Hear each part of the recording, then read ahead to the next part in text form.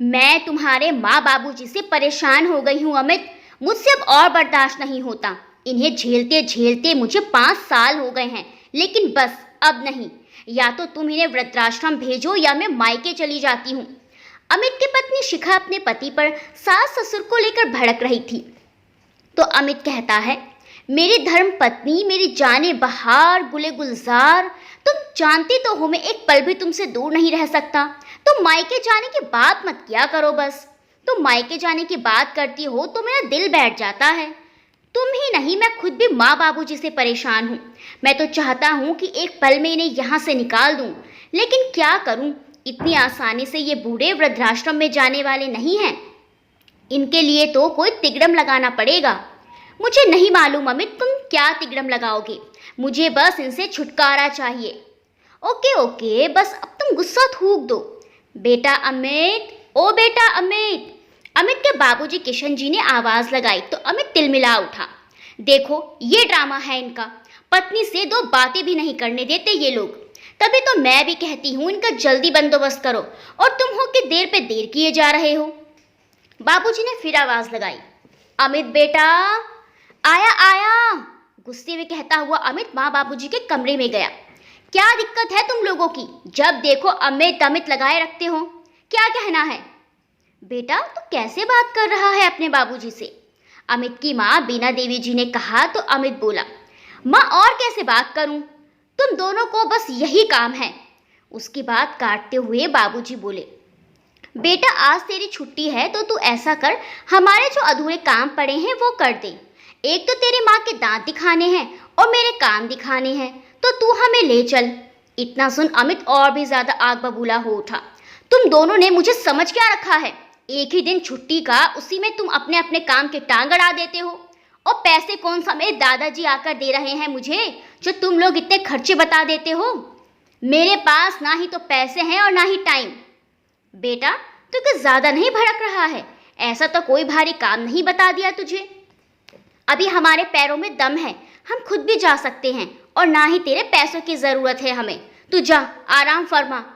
अपने बाबूजी की बात सुन अमित पैर पटकते हुए अपने कमरे में चला गया। किशन जी बैंक में जमा थोड़ी बहुत रकम से अपने और बीना जी के खर्चे पूरे कर लिया करते थे। चलो बीना, तुम तैयार हो जाओ, मैं खुद तुम्हें लेकर चलूंगा। ठीक है जी, मैं 2 मिनट में तैयार हो जाती हूँ। इतना कह बीना जी तैयार हो गई और फिर दोनों डॉक्टर के जाने के लिए घर से निकल लेते हैं। उनके घर से निकलने के बाद शिखा फिर से अमित को बोलने लगती हैं, ये हमें चैन से नहीं जीने देंगे अमित, जल्दी कुछ करना पड़ेगा। हाँ शिखा, जल्दी मैं कोई बंदोबस्त करता हूँ, बस कुछ सूझ जाने दो मुझे। जाओ तुम मेरे लिए कॉफ़ी बना कर लाओ, बढ़िया वाली। ठीक है, लाती हूँ। शिखा कॉफ़ी बनाने चली जाती है और अमित अपना शातिर दिमाग लगाने लग जाता है कि क्या किया जाए जो इन बूढ़ों से पीछा छूट जाए। वह बहुत देर सोचता रहता है। इतने में शिखा भी कॉफ़ी बना लाती है। शिखा, तुम ही कोई सुझाव दो ना, क्या करना चाहिए? मेरा सुझाव तो सपाट है, दोनों को नींद की गोलियां देकर मार डाला जाए। नहीं यार, ऐसा नहीं कर सकते, सारी जिंदगी जेल में चक्की पीसनी पड़ेगी। और हैं तो मेरे माँ बाप ही यार, जान कैसे ले सकता हूँ इनकी? तो फिर खुद ही दिमाग लगाओ, शिखा ने मुंह बनाते हुए कहा। तभी किशन जी और बीना जी डॉक्टर के से आ गए। अपने कमरे में जाकर बातें करने लगे। चलो आज का काम तो पूरा हुआ बीना, अब 4 दिन बाद जाना है तुम्हारे दांत बनवाने, और मुझे भी ये दवाई दी है, देखता हूँ कितना आराम लगता है 4 दिन में। नहीं तो बस मशीन ही बनवानी पड़ेगी मुझे। लेकिन अभी तो मुझे फिर भी सही सुनता है। हाँ जी, बस मशीन ही बन जाएगी, कभी कभी तुम्हें बिल्कुल सुनाई नहीं देता है। चलो देखते हैं 4 दिन बाद। माँ बाबूजी बातें कर रहे थे और कमरे के बाहर दरवाजे के पास खड़ा हुआ अमित माँ बाबूजी की बातें सुन अपना खुराफाती दिमाग लगा रहा था कि कहीं कोई सुझाव मिल जाए। तो उनकी बातें सुनकर उसे एक सुझाव सूझ ही गया। वह दबे पांव वहां से निकल अपने कमरे में आ गया और अपनी पत्नी को पकड़कर इधर से उधर घुमाते हुए बोला, शिखा शिखा शिखा, जिसका हमें था इंतजार, जिसके लिए दिल था बेकरार, वो घड़ी आ गई आ गई। अरे अरे अरे, हुआ क्या है ये तो बताओ, बड़े खुश नजर आ रहे हो। शिखा ने बहुत उत्सुकता पूर्वक पूछा तो अमित बहुत खुश अंदाज में बोला, शिखा, मुझे आइडिया मिल गया इन बूढ़े माता पिता से छुटकारा पाने का। यह सुन शिखा की आंखें चमक उठी। बोली, क्या बात कर रहे हो? क्या आइडिया है, मुझे भी बताओ। अमित ने शिखा के कानों में कुछ कहा तो शिखा बड़ी खुश हो गई। बस शिखा, अब तुम माँ बाबूजी को बोतल में उतार लो और मैं भी आदर्शवादी बेटा बन जाता हूँ, फिर तुम देखना कमाल। ठीक है जी, आज से हमारा मिशन शुरू। दोनों ने हाथ मिलाया और अपने काम में लग गए। माँ बाबूजी, मैं आपके लिए दूध लाई हूँ, गरम गरम दूध, लीजिए पी लीजिए। शिखा ने अपने सास ससुर को बड़े प्यार से दूध देते हुए कहा। तो दोनों शिखा को अपनी बूढ़ी आंखों से बड़े आश्चर्यचकित होते हुए देखने लगे, क्योंकि शिखा दूध तो क्या, उन्हें एक गिलास पानी तक नहीं देती थी। माँ बाबूजी क्या सोच रहे हैं, मैं बहुत प्यार से दूध लाई हूँ, पी लीजिए। तो फिर दोनों ने उसके हाथ से दूध लिया और पीने लगे। शिखा दूध खत्म होने का इंतजार देखने लगी और दूध खत्म होते ही ग्लास एक तरफ रख माँ जी के पैर दबाने लगी। इतने में अमित भी कमरे में आकर बाबूजी के पैर दबाने लगा। तो किशन जी और बीना जी बड़े आश्चर्यचकित हो रहे थे। उन्हें समझ नहीं आ रहा था कि यह क्या हो रहा है। शिखा और अमित ने थोड़ी देर पैर दबाए और फिर माँ बाबूजी को सुला चलते बने और कमरे में जाकर बोले, ओफो, मैं तो पता नहीं कैसे बर्दाश्त कर रही थी। कोई नहीं शिखा, 3 दिन की तो बात है, फिर तो बस चांदनी रात है। दोनों बातें करते हुए सो जाते हैं।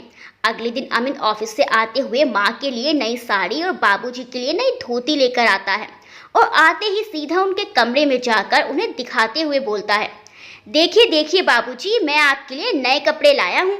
बीना जी और किशन जी बड़े खुश होते हैं। फिर किशन थोड़ी देर दोनों के पास बैठकर अपने कमरे में आ जाता है। ओहो, ये बूढ़े तो जाते जाते भी खर्चा करवा रहे हैं, शिखा मुंह बनाते हुए कहती है। कोई नहीं डार्लिंग, कुछ पाने के लिए कुछ खोना भी पड़ता है, अमित ने सोफे पर बैठते हुए शिखा से कहा। शिखा जानती थी किशन जी को गन्ने के रस की खीर बहुत पसंद है, इसीलिए अगला पैतरा उसने गन्ने की खीर बनाकर खेला। खीर लेकर बाबूजी और माँ जी के कमरे में गई और चहकते हुए बोली, बाबूजी, मुझे पता था आपका गन्ने की खीर खाने का बड़ा मन कर रहा है। बहू, तुम्हें कैसे पता लगा? बीना जी ने बहू से पूछा। अरे क्या माँ जी, आप भी, जब माँ बाप बच्चों के बिन बोले उनके मन की हर एक बात समझते हैं और सारी ख्वाहिश पूरी करते हैं, उसी तरह बच्चे भी माँ बाप के मन की बात पढ़ लेते हैं। बस मुझे आभास हुआ और मैंने बाबूजी के लिए खीर बना दी। बहू की बात सुन किशन जी और बीना जी खुश हो गए और मन ही मन भगवान का शुक्र करने लगे कि भगवान ने उनके बच्चों को सद्बुद्धि दे दी है। अमित किशन जी और बीना जी का इकलौता बेटा है। किशन जी की प्राइवेट जॉब थी, जिससे उनका घर खर्च सही से पूरा हो जाता था। बीना जी बहुत समझदार महिला थी।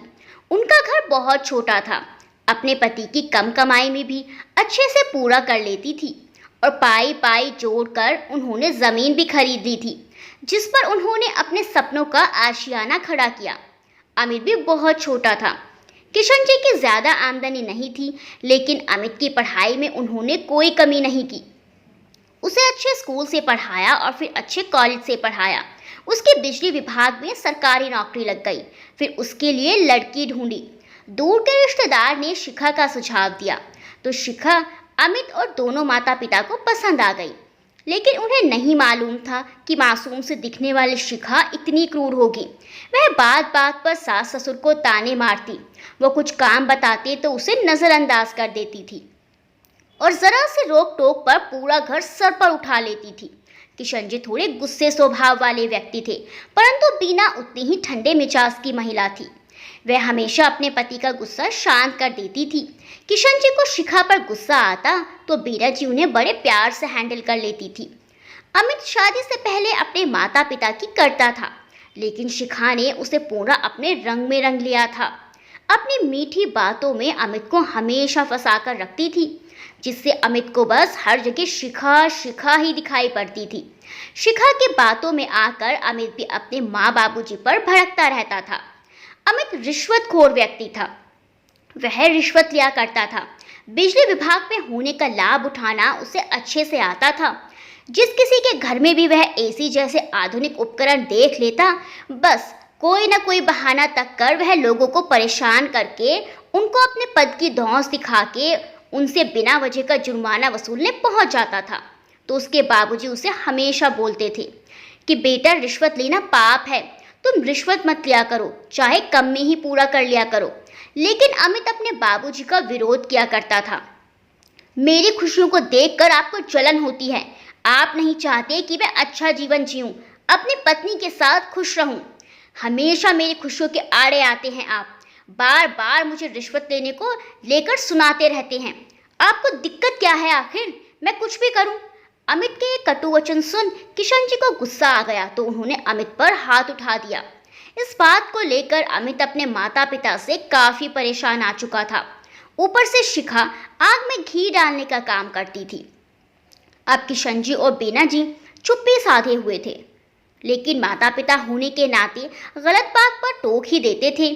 तो ये बात अमित और शिखा को बहुत खलती थी, जिससे परेशान होकर दोनों उन्हें घर से निकालना चाहते थे। अमित अब माँ और बाबूजी के डॉक्टर की अगली विजिट का इंतजार कर रहा था, क्योंकि डॉक्टर ने उन्हें फिर से 4 दिन बाद आने के लिए कहा था। जैसे ही 3 दिन बीते, अमित रात में ही अपनी अगली पारी खेलने माँ बाबूजी के कमरे में गया और बोला, बाबूजी उस दिन ऑफिस से काम की वजह से मैं टेंशन में था, ना जाने टेंशन में क्या क्या अनाप शनाप बोल दिया आपको मैंने। बाबूजी मुझे माफ़ कर दीजिए। कोई बात नहीं बेटा, ऐसा होता है, बोलकर किशन जी ने उसे माफ़ कर दिया। फिर अमित ने पूछा, बाबूजी आपको और माँ को डॉक्टर के यहाँ वापस कब जाना है। बेटा कल ही बुलाया है डॉक्टर ने, बीना जी ने बेटे की बात का उत्तर दिया। अमित माँ के हाथ पर हाथ रखकर बोला, माँ आपको और बाबूजी को कल मैं खुद डॉक्टर के यहाँ लेकर जाऊँगा, लेकिन उससे पहले हम लोग किसी अच्छी जगह घूमने चलेंगे। मेरा दोस्त बता रहा था कि पास में ही एक बहुत अच्छा रिजॉर्ट है, हम पहले वहाँ घूमेंगे, फिर वापस आते वक्त डॉक्टर को दिखा लेंगे, या पहले डॉक्टर को दिखा लेंगे बाद में रिजॉर्ट चल लेंगे, जैसा भी ठीक लगेगा। माँ बाबूजी ये सोचकर खुश हो गए कि चलो भगवान की दया से बेटी और बहू को कुछ अकल आ गई है। अगले दिन गाड़ी में बैठ सब लोग निकल गए। जिससे माँ बाबूजी को शक ना हो, अमित पहले उनको डॉक्टर के यहाँ लेकर गया।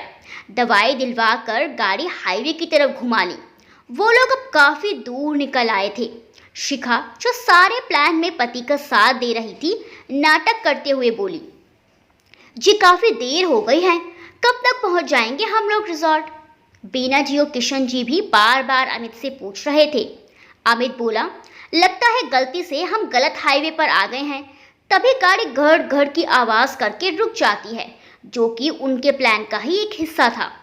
अमित स्टीयरिंग पर जोर से हाथ मारता हुआ कहता है, शिट यार, अब ये गाड़ी भी यहाँ इस सुनसान रास्ते पर खराब होनी थी। वह नीचे उतरकर बोनट खोलकर कुछ चेक करने लगता है, नाटक करता है, फिर जोर से बोनट पटकता है। फिर शिखा और माँ बाबूजी से कहता है, गाड़ी खराब हो गई है, लगता है मैकेनिक को बुलाकर ही ठीक करवाना पड़ेगा। मैं आसपास देखता हूँ, आप लोग रुकिए। कहकर अमित जाने लगता है। तभी बीना जी कहती हैं कि बेटा रास्ता बड़ा ही खतरनाक लग रहा है, आराम से देखभाल कर जाना। ठीक है माँ जी, बोलकर अमित थोड़ा आसपास देखकर वापस आ जाता है। बोलता है कि यहाँ तो दूर दूर तक कोई चिड़िया का बच्चा भी दिखाई नहीं दे रहा। अब क्या होगा जी, रात भी होने को आई है। शिखा डरते हुए पूछती है, देखता हूँ थोड़ा बहुत साथ दे दे ये खटारा गाड़ी तो हम जाकर मैकेनिक तक पहुँचकर गाड़ी ठीक करवा सकते हैं। फिर वह बोलता है, ऐसा करते हैं माँ बाबूजी, आप लोग हमारा इंतज़ार करिए, हम गाड़ी को किसी तरह खींच कर ठीक करवा कर लाते हैं। बीना जी और किशन जी कुछ डरते हुए कहते हैं, बेटा ये रास्ता ठीक नहीं लग रहा है, आसपास घना जंगल है, तुम जल्दी करके वापस आना। जी बाबूजी, हम जल्दी वापस आएंगे। इतना कहकर अमित और शिखा गाड़ी को ज़बरदस्ती धकेलने का नाटक करते हुए अपने बूढ़े माँ बाबूजी को ऐसे सुनसान हाईवे पर अकेला छोड़ जाते हैं। शिखा कहती है, चलो अब आखिरकार पीछा छूटा इन बुड्ढों से, अब जाके मुझे सुकून मिला। अमित शिखा के गाल खींचकर कहता है, डार्लिंग अब तो खुश हो ना तुम। बहुत खुश हूँ, शिखा भी चहकते हुए कहती है। उधर बीना जी और किशन जी इस सुनसान हाईवे पर अपने बेटे का इंतज़ार करते रहते हैं। काफ़ी देर हो जाती है, लेकिन अमित कहाँ आने वाला था। काफ़ी देर से दोनों माँ बाबूजी परेशान थे। अब रात भी काफ़ी हो चली थी। एक तो भूख के मारे दोनों की जान निकल रही थी, ऊपर से सुनसान रात। करें तो क्या करें? दोनों घबराए हुए माँ बाबूजी वहीं एक पत्थर पर बैठ जाते हैं। तभी वहां से एक पुलिस ऑफिसर की जीप गुजरती है, जो कि senior police officer Bhanu Pratap Singh की थी। ऐसे रात के अंधेरे में सुनसान हाईवे पर बूढ़े दंपति को बैठा देखती हैं तो तुरंत गाड़ी रोककर उतरकर उनके पास जाकर बोलती हैं, अंकल आंटी, आप लोग रात में इस हाईवे पर अकेले क्या कर रहे हैं? बीना जी और किशन जी सिंह साहब को सारी बात बताते हैं। उनकी बात सुनकर सिंह साहब को बड़ी हैरानी हुई और गुस्सा भी आया। वह दोनों को अपने जीप में बैठा अपने घर ले आए। उधर शिखा अमित से पूछती है, कहीं ऐसा ना हो दोनों किसी से लिफ्ट लेकर घर आ टपके। अरे नहीं शिखा, तुम्हें पता है कितना घना जंगल है, या तो उन्हें कोई जंगली जानवर खा जाएगा या चोर उचक्के मार जाएंगे, या वो लोग भूख प्यास के मारे दम तोड़ देंगे। अमित शिखा को समझाते हुए बोलता है। उधर बीना जी और किशन जी का रो रो कर बुरा हाल हो रहा था। उनको विश्वास ही नहीं हो रहा था कि उनका सगा बेटा उनके साथ ऐसा कर सकता है। सिंह साहब ने उनको चुप कराया, तसल्ली दी और खाना खिलाया। फिर अपना परिचय देते हुए बोले, अंकल आंटी, मैं senior police officer Bhanu Pratap Singh हूँ। कुछ माह पहले ही मेरा तबादला हुआ है यहाँ। मेरी फैमिली रायपुर में रहती है। फिर वह बोले, अंकल आंटी, आप लोग मेरे क्वार्टर में आराम से रहिए और अब आप दोनों को कोई चिंता करने की ज़रूरत नहीं। ऐसी संतान के साथ रहने से तो अच्छा है आप यहाँ मेरे क्वार्टर में मेरे साथ जब तक चाहे आराम से रहें। ऐसे नालायक बेटे बहू का कोई भरोसा नहीं। बीना जी और किशन जी का रो रो कर बुरा हाल था, परंतु किशन जी अपनी पत्नी के लिए खुद को संभालते हुए आंसू साफ करते हुए सिंह साहब को बताते हैं, अपने इकलौते बेटे के लिए हमने क्या क्या नहीं किया, कभी कोई कमी ना होने दी। थोड़ा सा भी सर्दी खांसी होती तो उसकी माँ और मैं पूरी पूरी रात जागते थे। अपनी इच्छाओं को मारकर उसकी हर इच्छा पूरी की। फिर भी ना जाने हमारी परवरिश पे क्या कमी रह गई जो उसने ऐसी नीच हरकत हमारे साथ की। किशन जी फिर बोले कि बेटा, मैं भी एक पढ़ा लिखा शिक्षित नागरिक हूँ। मैं भी ऐसे चुप बैठने वाला नहीं। ऐसे संतानों को सबक सिखाना ज़रूरी है, वरना हमारे समाज का नैतिक पतन होने से कोई भी नहीं रोक सकता। सिंह साहब भी यही चाहते थे कि अमित और शिखा को दंड जरूर मिले। वे किशन जी और बीना देवी जी से कहने लगे, अंकल आंटी, सजा देने के लिए तो मैं उन्हें कुछ भी सजा दे सकता हूँ, पकड़ कर सीधा जेल में डाल सकता हूँ। सिंह साहब की बात सुनकर बीना जी और किशन जी बोलते हैं, बेटा, सबसे पहले हमें हमारा घर वापस चाहिए, जिस घर से उन्होंने हमें इस तरह निकाल कर बेसहारा छोड़ दिया है। बीना जी, वे घर मेरे और मेरे पति का है। हम दोनों ने अपनी कड़ी मेहनत से बनाया है, इस पर उनका कोई अधिकार नहीं। बाकी तुम जो भी करोगे हम दोनों की पूरी पूरी स्वीकृति है और हम तुम्हारे साथ हैं। भानु प्रताप अमित की सारी जानकारी किशन और बीना जी से ले लेते हैं और उनको सबक सिखाने का अच्छा प्लान बना लेते हैं और सारी बातें किशन और बीना जी से डिस्कस करके उनसे स्वीकृति भी ले लेते हैं। सिंह साहब के यहाँ जो मेड काम करने आती है उसको किशन और बीना जी का ध्यान रखने और अच्छे से खाना वाना खिलाने का बोलकर स्टेशन अपनी ड्यूटी के लिए निकल जाते हैं। कुछ दिन में वे अमित के विरुद्ध एक नोटिस तैयार करते हैं और पोस्ट के जरिए उसके घर भेजते हैं।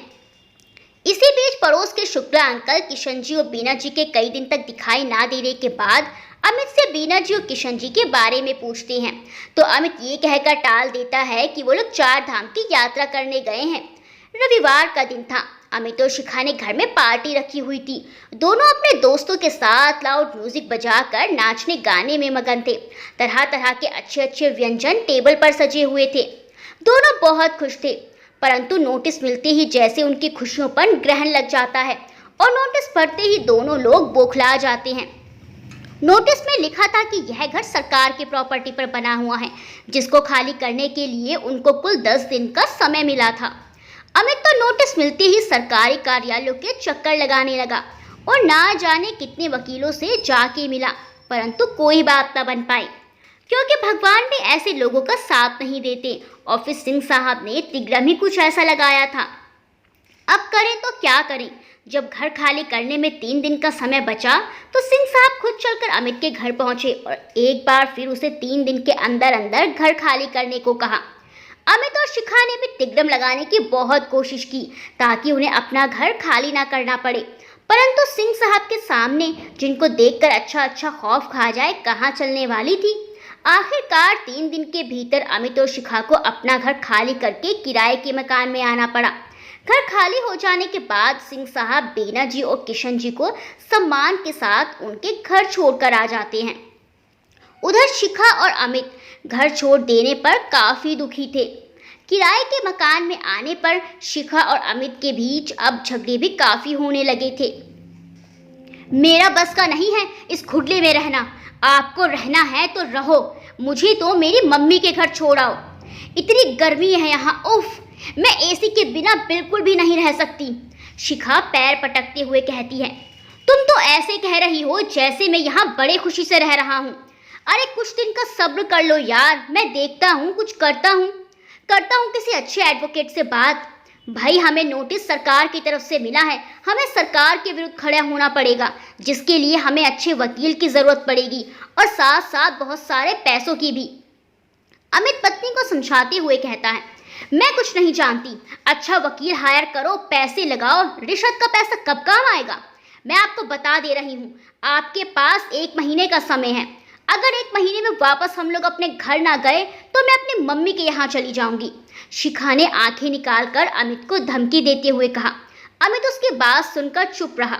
अभी अमित घर की चिंता में ही घिरा हुआ था और कुछ न कुछ जुगाड़ लगाने की कोशिश ही कर रहा था कि अचानक एक और मुसीबत उसके सर पर आन पड़ी।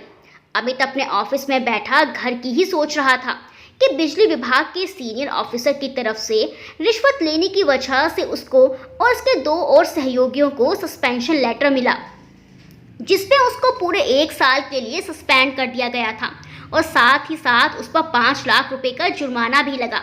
संयोगवश बिजली विभाग के सबसे सीनियर ऑफिसर सिंह साहब के करीबी रिश्तेदार थे और फिर अमित को पहले भी 2-3 बार रिश्वत ना लेने और जनता को इस तरह परेशान ना करने की वार्निंग भी मिल चुकी थी।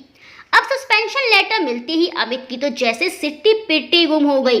उसका सर चकराने लगा और आंखों के आगे अंधेरा छाने लगा। उसको लगा कैसे वह अभी बेहोश होकर गिर पड़ेगा। किसी तरह उसने खुद को संभाला और डिपार्टमेंट में कई सीनियर ऑफिसर से सस्पेंशन लेटर रुकवाने की विनती की, परंतु यहाँ भी उसकी एक ना चली। बोझल कदमों से अमित घर आया और आते ही बेड पर गिर गया। क्या हुआ जी, आपकी तबीयत तो ठीक है ना? शिखा ने अमित को ऐसे देखा तो पूछा। अमित को तो जैसे सांप सूंघ गया था, उसके मुंह से कुछ ना निकला और वह रोने लगा। रोते रोते उसने शिखा को सारी बात बताई। लो, हो गया हमारा बंटाधार, अब क्या करेंगे हम लोग? इसीलिए बाबूजी आपको मना करते थे रिश्वत लेने से। शिखा मुंह बना के बोली। यह तुम बोल रही हो शिखा? तुम्हारे ही खर्चे के कारण आज तक रिश्वत लेता रहा हूँ। तुम ही थी जो मुझे रिश्वत देने के लिए उकसाती थी। पड़ोस में जा जाकर जानकारी जमा करके लाती थी, किसके घर में एसी है, किसके घर में 2-2 फ्रिज हैं, किसके घर में माइक्रोवेव है, कहाँ छापा मारना है कहाँ नहीं। और अब तुम ही मुझे दोषी ठहरा रही हो और आज तुम्हें बाबूजी भी याद आ गए। वहाँ तुम ही थी जो माँ और बाबूजी को मारने का आइडिया दे रही थी, अब बात बना रही हो। बढ़ते बढ़ते दोनों के बीच का झगड़ा काफी बढ़ जाता है और दोनों कुत्ते बिल्ली की तरह झगड़ने लगते हैं। रिश्वत से कमाए पैसों को अमित और शिखा बस मौज मस्ती में उड़ाना जानते थे, पैसे बचाना उन्हें नहीं आता था। इसीलिए अब धीरे धीरे सारे पैसे भी खत्म होने लगे थे। ऐसे में एक और नई मुसीबत आ टपकी। मकान मालिक ने मकान का किराया बढ़ाने की बात कर डाली। जब अमित ने कहा वो लोग इतना किराया नहीं दे सकते, तो मकान मालिक ने साफ तौर पर मकान खाली करने का बोल दिया, क्योंकि उसी मकान का लोग ज्यादा किराया देने के लिए भी तैयार थे। अब तो अमित और शिखा अपना सामान लिए सीधा फुटपाथ पर आ गए थे, क्योंकि अमित अपने पद का गलत इस्तेमाल करके मोहल्ले वालों को और पड़ोसियों को भी परेशान करता था। उनसे भी रिश्वत लेने से नहीं चूकता था। आस पड़ोस में उसकी छवि अच्छी नहीं थी, इसीलिए कोई भी पड़ोसी उसकी मदद करने को कतई तैयार ना हुआ।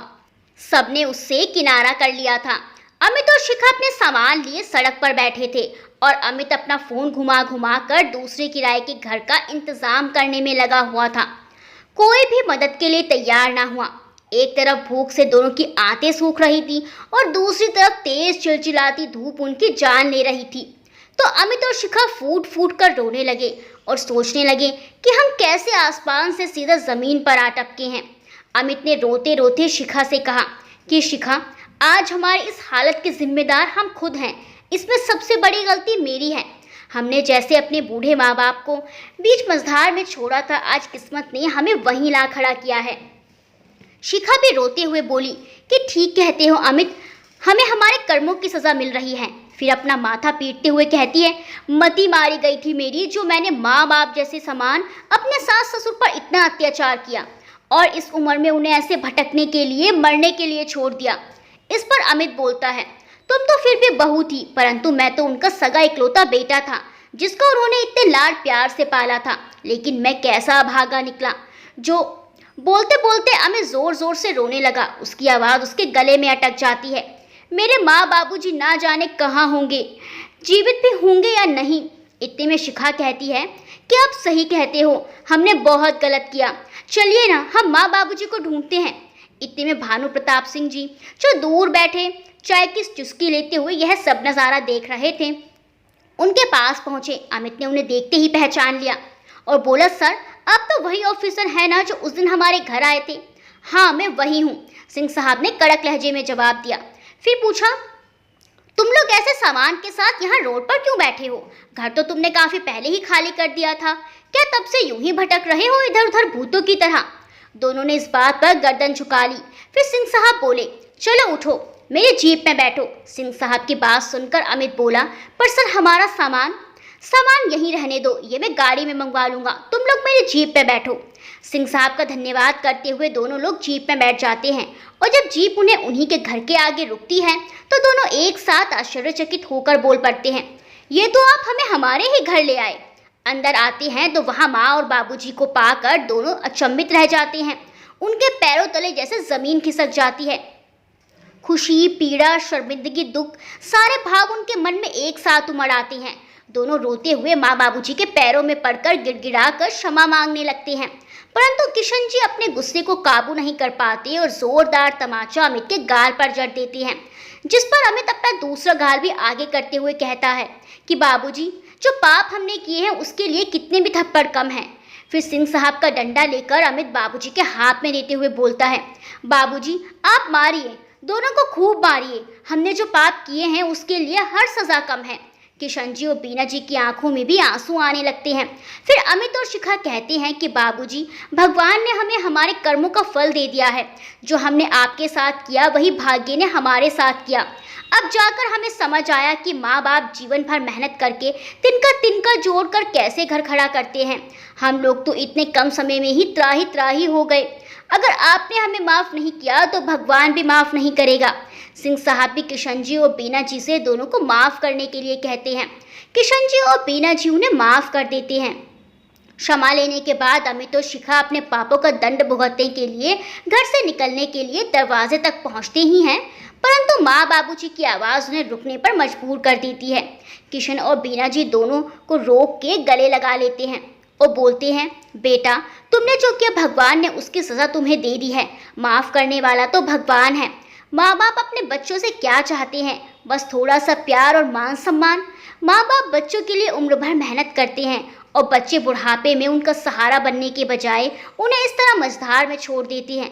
तो सोचो उनके दिल पर क्या गुजरती है। माँ पिता जो करते हैं अपने संतान के लिए करते हैं। हमारे जीते जी और हमारे मरने के बाद भी जो कुछ है वो सब तुम्हारा ही तो है। संतान ही तो माँ बाप के मेहनत करके बनाए गए आशियाने का सुख भोगती है। तुम्हें अपने किए पर पछतावा है, यही हमारे लिए काफ़ी है। माँ बाप और बच्चों का मिलन देखकर सिंह साहब की आंखों में भी आंसू आ जाते हैं और वह अपनी राह की ओर निकल पड़ते हैं। अब अमित और शिखा सुधर चुके थे। जो उन्होंने नाटक किया था अब वह दोनों ने सच करके दिखाया। अब दोनों ही आदर्शवादी बहू बेटे बन चुके थे। फिर 2 माह बाद एक और खुशी ने घर में दस्तक दी। शिखा की सूनी गोद जो अब तक ना भरी थी, माँ बाबूजी की दुआओं से अब भर गई थी। घर में खुशी की लहर दौड़ गई थी। सब लोग बहुत खुश थे। ऑफिस 7 माह बाद घर में एक नन्हे मुन्ने बेटे ने जन्म लिया, जिसकी किलकारियों से घर गूंज उठा। अब किशन जी और बीना जी अपने पोते को देख देख जीते और भगवान का शुक्र अदा करते ना थकते।